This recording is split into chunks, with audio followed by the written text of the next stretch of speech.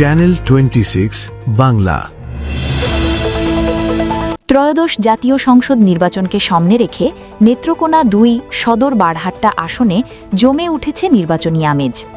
দলীয় মনোনয়ন ঘোষণার পর থেকেই বিএনপির নেতাকর্মীরা মাঠে সক্রিয় থাকায় এলাকায় বইছে নির্বাচনী হাওয়া। নেত্রকোনা থেকে রিপন কান্তি গুণের তথ্যচিত্রে দেখুন বিস্তারিত। নেত্রকোনা সদর ও বারহাট্টা উপজেলার বিভিন্ন এলাকায় চায়ের দোকান থেকে শুরু করে হাটবাজারে চলছে নির্বাচন নিয়ে আলোচনা। এই আসনে বিএনপির মনোনীত প্রার্থী জেলা বিএনপি সভাপতি অধ্যাপক ডাক্তার মোহাম্মদ আনোয়ারুল হককে ঘিরেই সবচেয়ে বেশি তৎপরতা চোখে পড়ছে। এই আসনে জামায়াতে ইসলামী, জাতীয় পার্টি, ইসলামী আন্দোলন বাংলাদেশ, এনসিপি ও ইসলামী ঐক্য জোটের প্রার্থীরাও মাঠে রয়েছেন।